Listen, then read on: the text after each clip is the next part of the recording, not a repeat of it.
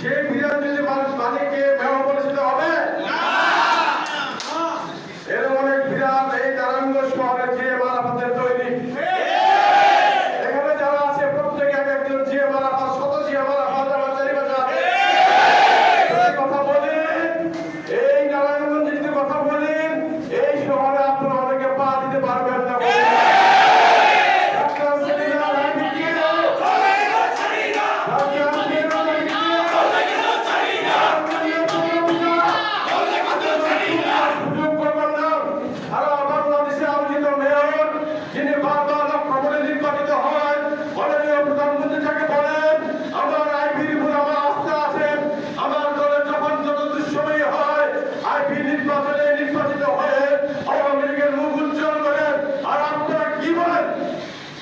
আপনারা বলেন মেয়রের বিরুদ্ধে কথা বলেন যদি মেয়র কখনো আমাদের উস্কানিত দূরের কথা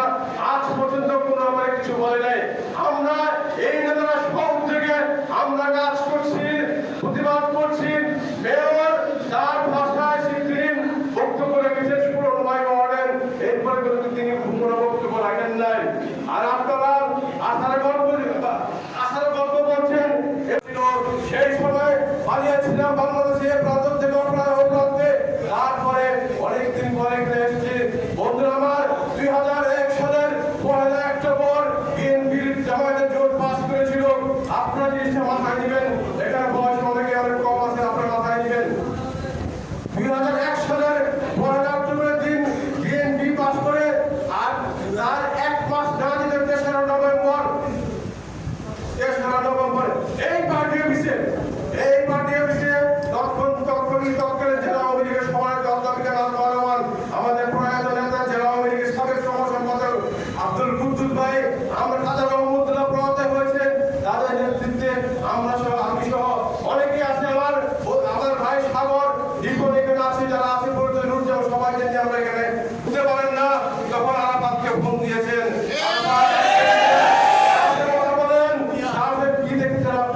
আপনি জানেন না আমার সাহস কি আপনাদের আমরা শ্রদ্ধা করি সম্মান করি এটা আমাদের অন্যায় না অপরাধ না এটা দুর্বলতা নয় আমরা এত শক্তিশালী যেটা আপনারা কখনো চিন্তা করতে পারেন না নারায়ণগঞ্জে গণবাসন নেত্রী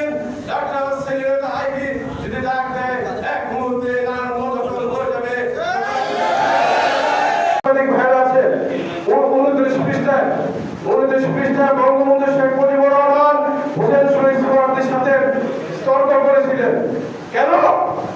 বঙ্গবন্ধু শেখ মুজিবুর রহমান হোসেন শহীদ সোহরাওয়ার্দীর তর্ক করেছিলেন কেন হোসেন শহীদ সোহরাওয়ার্দী সেটি বলেছিল সেই সময় এক নেতা ছিলেন 29 পৃষ্ঠায় নেতা ছিলেন তার নাম আনোয়ার হোসেন ছিল শহীদ সোহরাওয়ার্দী সাহেব বঙ্গবন্ধুকে বললো যে মিথ্যাটা করার জন্য যে তুমি এই ওই আনোয়ার হোসেনকে ঠিক পথ দিতে বললেন বঙ্গবন্ধু বললেন আমার পক্ষে সম্ভব না কেন সম্ভব না এই কারণে সেই কোটারি করে মানে কি এই যে প্রকাশ তুমি কথা বললেন এই কোটারির কথা কেন বলা হয়েছে যে এখানে কোটারি করা হয়েছে এবং প্রতিষ্ঠানের সে অনিয়ম করে তাকে আমি আর কমিটি রাখবো না তখন সোহরাওয়ার্দী সাহেব কি বলেছে জানেন বঙ্গবন্ধুকে বলেছিল শুনে রাখেন বঙ্গবন্ধু প্রস্তাব ছিল হোসেন শহীদ সোহরাওয়ার্দী কিন্তু অন্যায়ের সময় তিনি সোহরাওয়ার্দী সাহেবের কথা শুনেন নাই তিনি সোহরাওয়ার্দী সাহেবের কেমন বলেছিল ওরা তুমি কে ইউর নোবডি তুমি কে ওরা no right to insult if I am nobody, then why you have invited me? You have no right to insult me. I will prove that I am somebody. Thank you, sir. I will never come again. Bangabandhu বলেছেন সোহরাওয়ার্দী সাহেবকে যে আপনি আমাকে অপমান করার কোনো অধিকার নাই আমি যদি কেউ না হয় তাহলে আমি এখানে চলে গেলাম আমাকে আর আপনি বলে থাকবেন না ওই সময় তৎকালীন সভা নেতৃবৃন্দ বঙ্গবন্ধুকে বুঝিয়ে আবার এনেছিলেন এনে আবার মাথা বুঝিয়েছিলেন এবং সোহরাওয়ার্দী সাহেব বলেছিলেন আমি তোমাকে অত্যন্ত স্নেহ করি এই জন্য তোমাকে এই কথাটা বলেছি তুমি কি আবার রাগ করবে আমি বুঝতে পারি না আপনারা মনে করেছেন আমরা এমনি রাজনীতি করি কিছুই জানি না কিছুই বুঝি না সংগঠন করতে করতে জীবনের 34 বছর পার করেছে আমার বয়স যাই হোক আমি এই সংগঠনকে ভালোবাসি আমার থেকে বেশি আমি এই সংগঠন দিয়ে আমি অর্থনীতির টাকা কামার জন্য আমি এই সংগঠন করি না